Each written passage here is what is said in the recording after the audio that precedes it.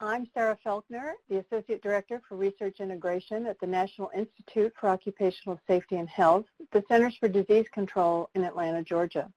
It's my pleasure to welcome you to the virtual workshop, How Will the Future of Work Shape Research Issues, Methods, and Applications?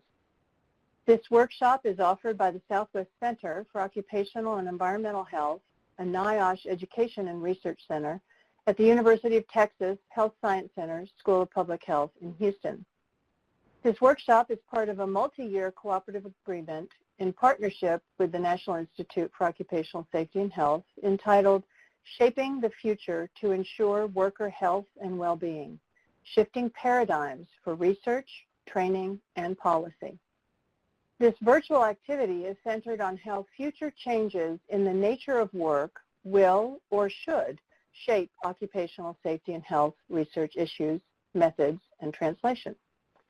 We're pleased to have Dr. John Howard join us to discuss some of the challenges and opportunities facing occupational safety and health research in the future of work. Dr. Howard is the Director of the National Institute for Occupational Safety and Health and Administrator of the World Trade Center Health Program in the U.S. Department of Health and Human Services. He was first appointed NIOSH Director in 2002 and served in that position until 2008. In 2009, Dr. Howard worked as a consultant with the U.S. Afghanistan Health Initiative. And in September 2009, Dr. Howard was again appointed NIOSH Director and reappointed for a third six-year term in 2015. Prior to his appointments as NIOSH Director and World Trade Center Health Program Administrator, Dr. Howard served as Chief of the Division of Occupational Safety and Health in the state of California's Labor and Workforce Development Agency from 1991 through 2002. Dr. Howard is board certified in internal medicine and occupational medicine. He's admitted to the practice of medicine and law in the state of California and in the District of Columbia, and he's a member of the U.S. Supreme Court Bar. He's written numerous articles on occupational health, policy, and law. It is my pleasure to welcome Dr. John Howard. Well, thank you, Sarah, and good morning to everybody. Thank you for inviting me to this Future Work seminar emphasizing research and training needs. So first we're going to go back in time just a little to review the industrial revolutions that we have gone through and the new one that we're just about ready to enter. The first one involved using water to create steam power to mechanize production. This is probably the most famous one, starting in the United Kingdom in the 19th century. The second industrial revolution used electric power to create mass production. We saw that with the Fordist movement in creating the Model T Ford and the assembly line process.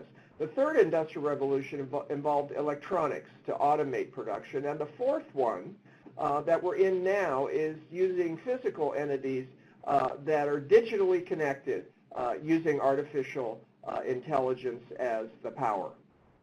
So when we look at the key technologies enabling the future, sometimes they're very confusing.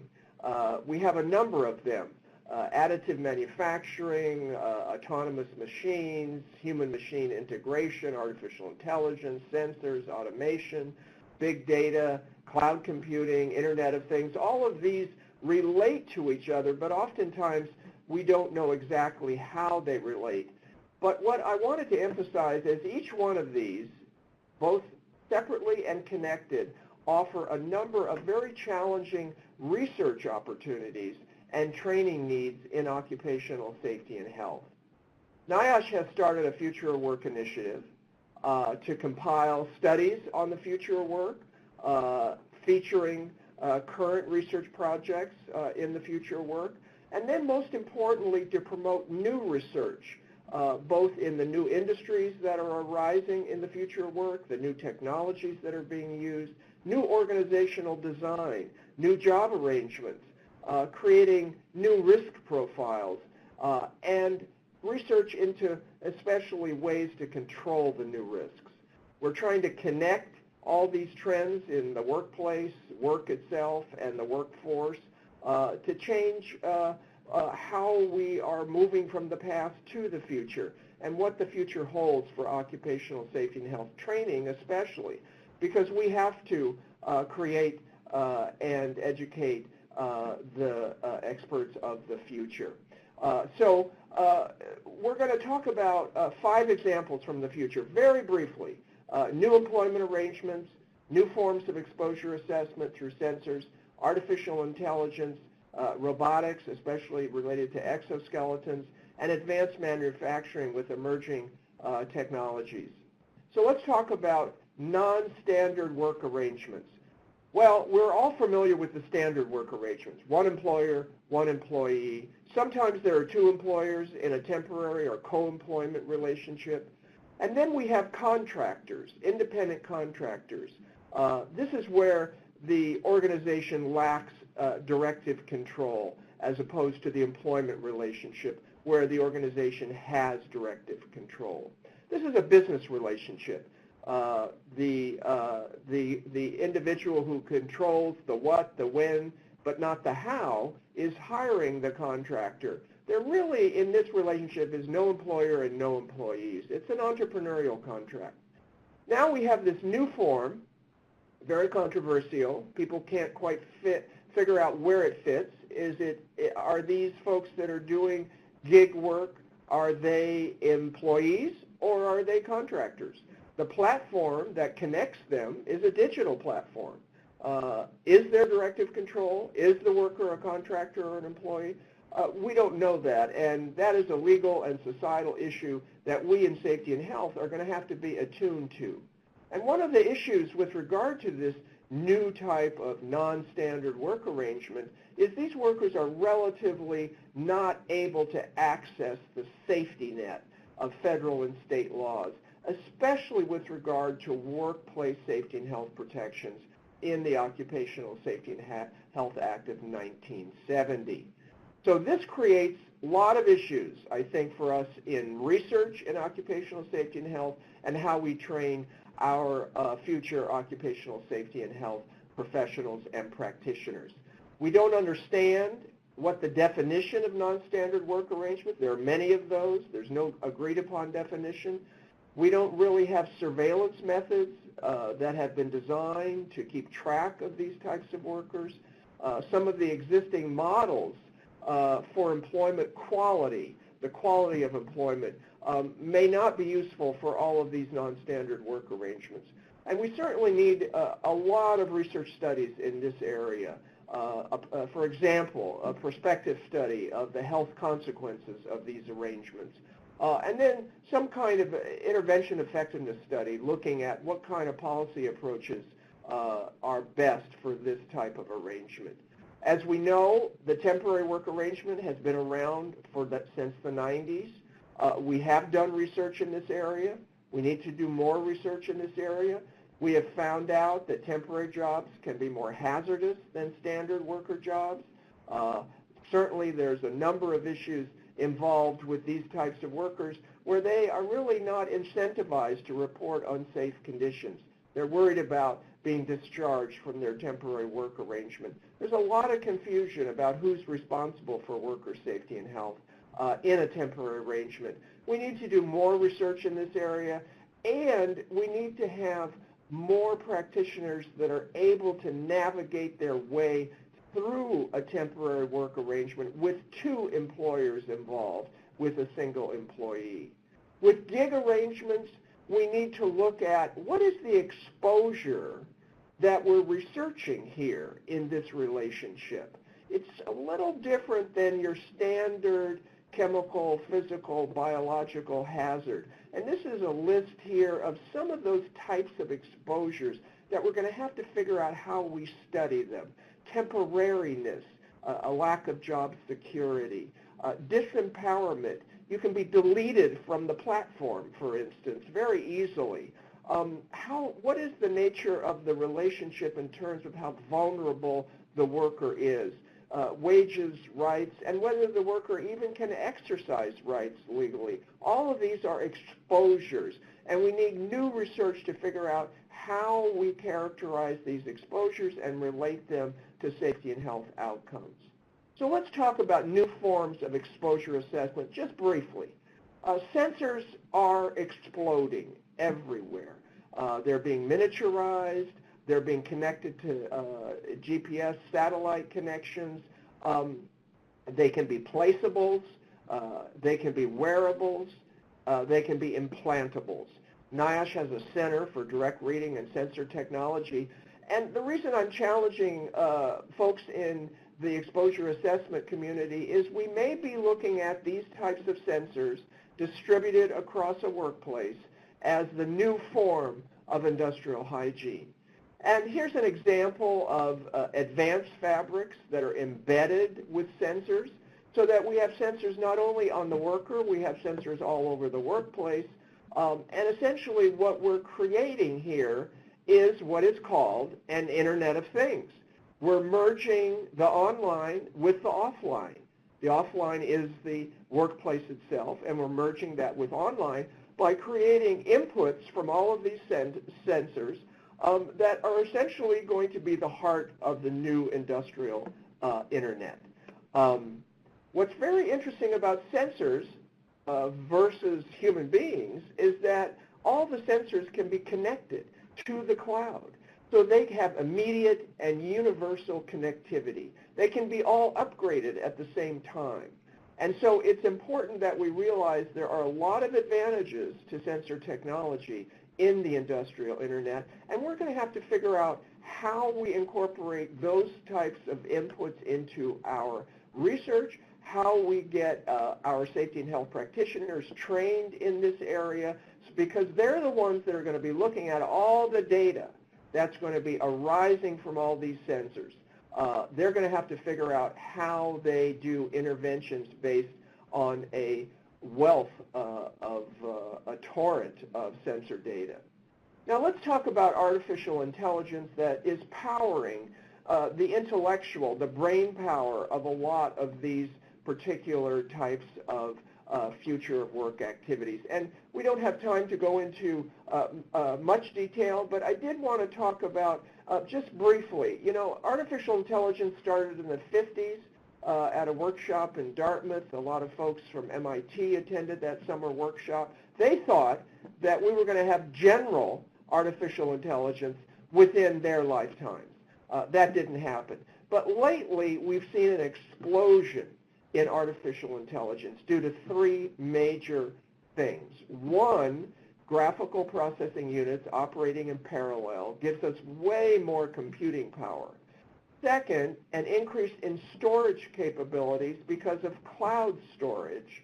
And three, because of the Internet, we now have big data. Because to make artificial intelligence work, you need a lot of data. The most common methodology in artificial intelligence now that's used currently and probably as we go further into the future is machine learning. And basically it's an algorithmic approach to look at big data, learn from it, and make a determination or a prediction about something in the world.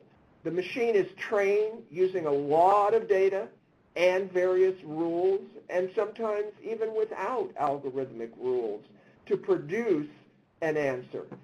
In 2012, Geoffrey Hinton at the University of Toronto began encouraging machine learning to use backpropagation methodology. That has resulted in an explosion of interest. And in fact, machine learning is what is feeding our web searches, filtering contact on social networks. Recommenders. If you go to Amazon, you order a book, and then they send you recommendations. It's feeding all that e-commerce website. It's also doing natural language processing. So you say, Alexa, give me a joke, and Alexa will understand you. It's all over the place in our cameras and smartphones. So the future is here, it's now, but it's going to be even more. The question is, how can we use this? How can we look at it? And I think research is definitely needed in this area. Can we use all of this to improve risk management? Can it assist us in recognizing near misses that we don't see right now? Can it offer more accurate risk mitigation than we as humans can do? And lastly, as you know, in the movie The Day the Earth Stood Still with Gort, which is pictured here, can AI take control of our processes or conditions and stop us from creating a safety and health hazard that we may not be able to see? Now, the HAL 9000 was a little perverse, but we may be at that stage someday, and we need to understand how we fit that into our own decision making. If you want to learn more about artificial intelligence, I recommend this free 6-module course that's offered by the University of Helsinki, a great course in artificial intelligence. Let's just talk about robotics. Again, we don't have much time, but I wanted to emphasize one particular type of robotics. Not the traditional industrial robots, been around since the 70s. Usually those are fixed in locations. The human and the robot is separated. But the new era of collaborative robots that are designed to work with humans in the same workspace. We need to do research into the risk profile of that. A lot of service robots that are being used in materials handling, also in hospitals to deliver the mail, to the cafeteria, to deliver food. We have a lot of social robots that are being used in convalescent facilities. And last, we have wearable robotics, exoskeletons and exosuits. And I wanted to spend a minute because this is probably one of the newest and one that will probably increase. Clearly, it augments our physical abilities. It amplifies, it reinforces our performance. And it certainly may play a role in reducing MSDs from lifting and handling heavy materials. And a lot of companies are using exoskeletons now. But there's very few peer-reviewed published studies, and the ones that are out there, a very small number of participants. So there is a need for more research in this area, and also more training for our practitioners who are beginning to use these in their workplace. Let's then talk about advanced manufacturing, a number of emerging technologies in advanced manufacturing. You can see that here in this slide with additive manufacturing, using a lot of nanomaterials, for instance, 3D printing, which are using nanomaterials, functional fabrics, which we saw. A lot of these issues are beginning to transform traditional manufacturing into what's called advanced manufacturing. Now, a lot of these technologies that are being used here are ones that we need additional research on from the safety and health perspective, as well as our practitioner training. We need to educate our new practitioners about how you determine the risk profile for some of these emerging technologies. This is an important issue nationally. The Office of the White House in Science and Technology has done a strategy for American leadership.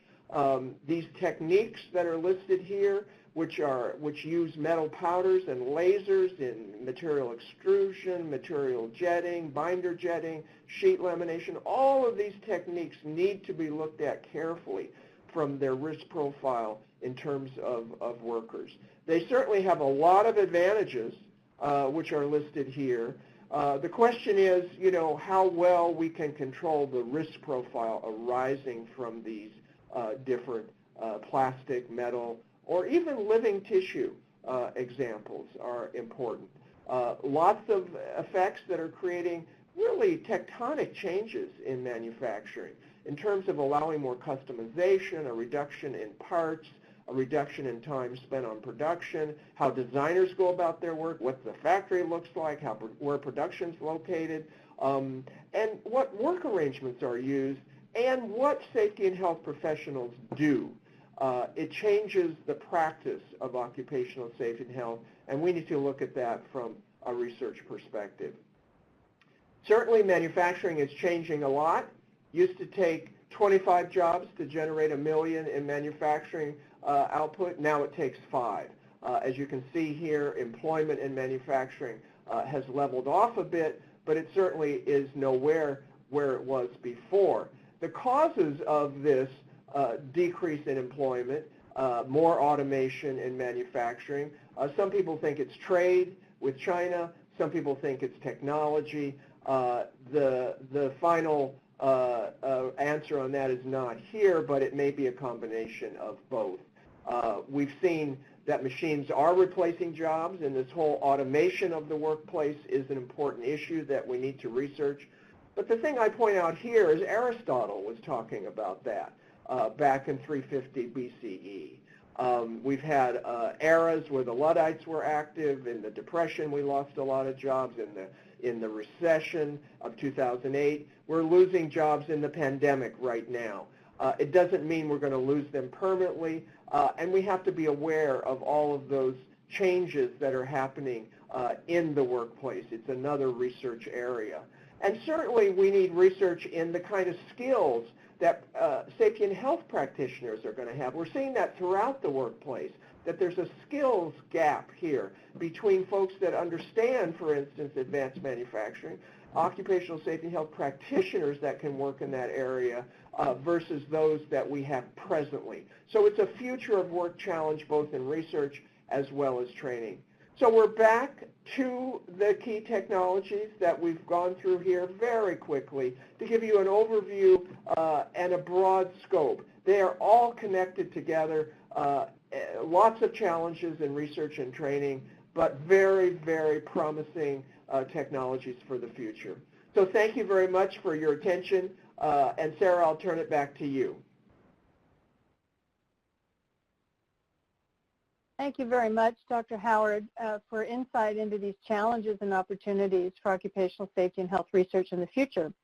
That concludes this presentation. Please be sure to view the remaining presentations and join us on June 4th, 2020 for a live virtual discussion of these paradigm-shifting issues and opportunities. Please see the workshop orientation materials for more information on how to join that discussion. Thank you, and be well.